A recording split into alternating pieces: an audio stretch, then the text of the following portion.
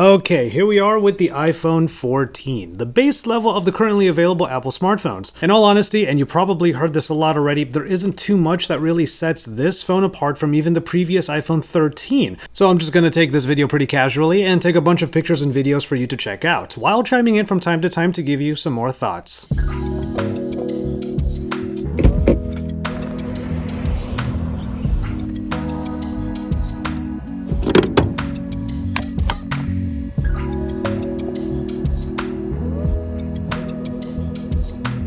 Hey, whoa.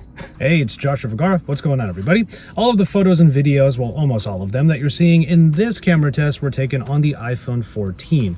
There's not a whole lot to actually talk about as far as like massive upgrades from the previous iPhones, from the 13 lineup, but there are a couple of things that we can go through, and I'm going to try to give you some examples of them in this video. This is going to take a little while, so while the car is getting a pick-me-up, why don't I go do the same?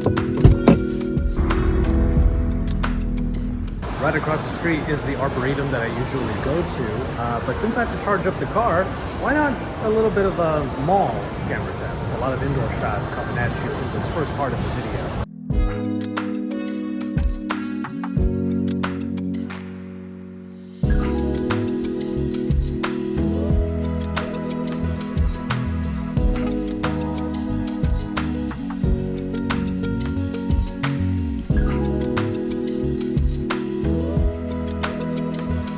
I've had people in my videos ask me often where I get my glasses. Well, right here, Gins.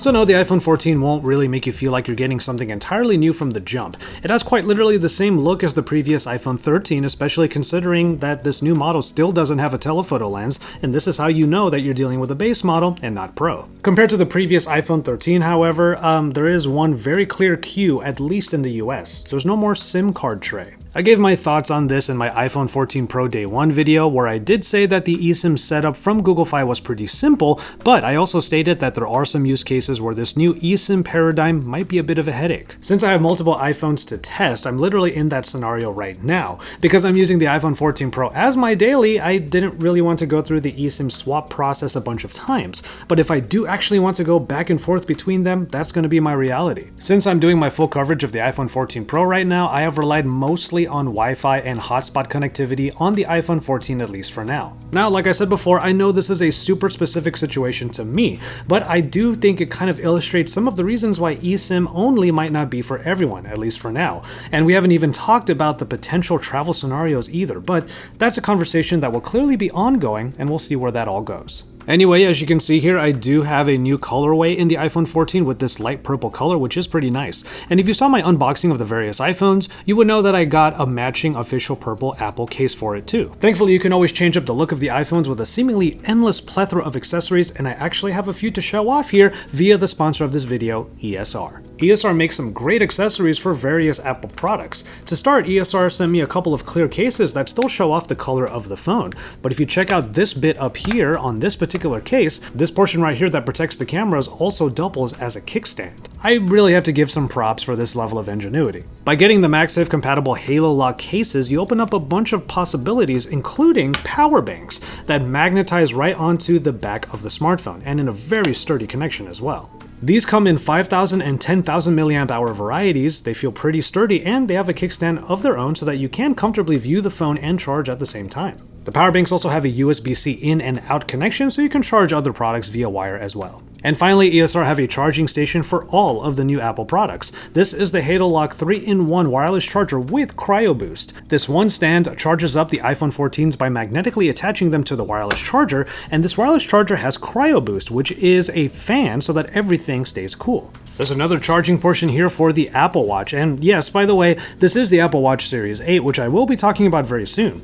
This is a slot that actually takes the fast charger that's included with the watch, so that's super handy. And finally, there's one more spot down here for wireless charging up smaller accessories like, let's say, AirPods. Having this charging solution means that you can keep every product you might have in the Apple ecosystem ready to go, and ESR have you covered with a lot of different accessories so you can effectively level up your tech. I have links to all of these products in the description and in a pinned comment below, and you can use the the code that is appearing right now for an extra 10% off for a total of 20% off the ESR HaloLock accessories. So thanks again to ESR for sponsoring this video. Did you know that the coffee bean and tea leaf is actually owned by Jollibee? That's right. This here company right there is actually a Filipino company. So Filipinos, my kababayan, support local, support Filipino.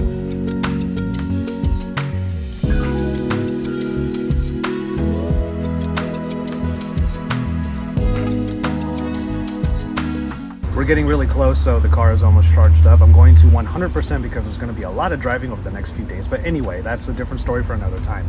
I'm using the wide-angle camera, the ultra-wide rather, on the rear at the moment, just to illustrate that, no, you cannot use that for cinematic mode. However, it does put in a little bit of a crop if you do use it for action mode, but I'm not going to be doing a whole lot of action things right now. Just going to be driving for the next few days.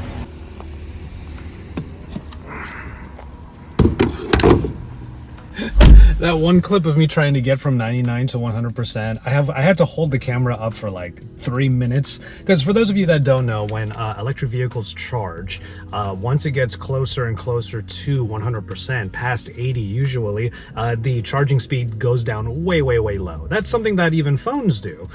So yeah, that's one of the nuances with EVs. So I was holding the phone for a while just so I can get you that shot of 100%. Really, the main differences you might feel in the iPhone 14 come down to the upgrades in iOS 16. But even then, there are things that are missing from the Pro models. I think for the first time in a while, we have really clear lines drawn between the base and Pro models that actually go beyond the camera. For one thing, as you see me turn off the phone, there's no always-on display on the iPhone 14. Those are only for the Pro and the Pro Max. Also, the iPhone 14 keeps the previous Bionic A15 chip, so while performance will still be really good for everyday usage, you're not getting the latest and the greatest.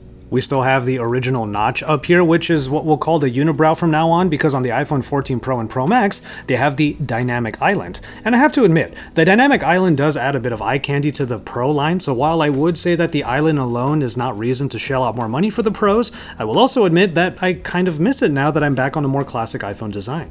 At least you still get the customizations to the lock screen, even though it doesn't really show up for the always-on display since you don't get that capability here. You do still have the ability to change up a lot of stuff in the lock screen, have some widgets and whatnot, so there is some functionality that is available there that wasn't before. To be fair, you'd still get all of this stuff on software-updated iPhone 13s, but I will still show some appreciation for the level of personalization that has been added in here. So what exactly is new with these cameras? Well, the front-facing camera is where the new actually is because it has a 12-megapixel sensor that now includes autofocus. This will make it that bit more reliable for situations where the fixed focus lens was just not right, but honestly, for most people, it won't make a huge amount of difference. Even in one of the clips that I have from the phone, I was able to show that while the camera can focus properly on the object I brought closer to it than my face, its shallow depth of field was still nothing to write home about. Since I'm sitting here already, here's a look at the cinematic mode, and you can see that the background is a little bit more blurred out. It looks a little bit softer compared to if this was just the straight up front-facing camera video. The other thing I can do is actually bring something up to it, so even though there is autofocus on the front-facing camera, when you do cinematic mode, it actually looks a little bit better as far as that shallow depth of field is concerned. Something you could use, I suppose, but you do have to tap. As you can see there, it's kind of hunting for something to focus on. You do have to tap on the object if you want to do like product videos or anything like that.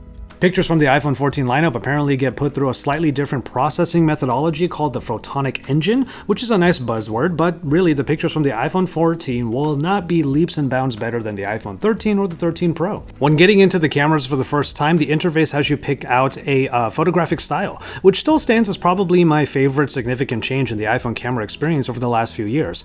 I usually go for a rich contrast because personally, I think the flattening HDR look is getting a bit tired these days. The shallow depth of field is way better in the main rear sensor, which is indeed updated from the iPhone 13, but it's still very familiar because it's actually the same sensor and specs as the camera from the iPhone 13 Pro. This is why I say the iPhone 14 is like a mashup of the base and Pro models from last year. The ultra-wide camera did not get any substantial upgrades, and ultimately the software and processing, or what Apple says, bolsters this set of cameras. You lose out on a telephoto lens, so zooming will diminish in quality pretty quickly, and you don't have the macro capabilities that the Pro automatically activates when you get really close to a subject. What you do get now is an updated cinematic video, which now outputs 4K resolution even on the front-facing camera. And of course you get action mode, which is most noticeable when using the ultra-wide camera because the main camera is already pretty well stabilized. If there's one thing that I wish the iPhones and most smartphones could do now, it's 4K at 120 frames per second. Perhaps it's something that will come soon now that the cinematic video was able to get that bump up to 4K. Really, the iPhone 14 so far strikes me as the entry point for anyone that has the budget to get started in modern-day iPhones. And by that, I mean if you're coming from, let's say, an iPhone 11 or earlier, or you're looking to make the jump from Android but you don't really need to go pro, that's who the iPhone 14, the base model, makes the most sense for. And oddly, the iPhone 13 lineup is still available, so you can always go for that route. If you do find an iPhone 13 Pro, you'll still get the benefits of iOS 16, and the main camera is the same one backed by an ultra-wide and a telephoto lens. If you ask me, autofocus on the front, action mode, and 4K cinematic video aren't necessities. They're nice to see on the base model, but they aren't game changers to the point that they really set the base model iPhone 14 very far apart from plenty of other available options. Sure, there are other bits of the iPhone 14 that seem super important, like emergency satellite connectivity and calling and crash detection, but let's just put it this way. I'll just say I hope I, or any of you, never have to use those features anyway. And as I always say in my videos, take care of yourselves and each other. For more on the new Apple products, make sure you subscribe to my channel. If you haven't seen my iPhone 14 Pro Day 1 video yet, it is appearing right now for you to check out. Sound off by hitting the like button and by getting into the comments. But from there, I'm going to go ahead and call it on this one. Thank you so much for hanging out with me today. Again, please take care of yourselves and each other, and enjoy your tea, everybody.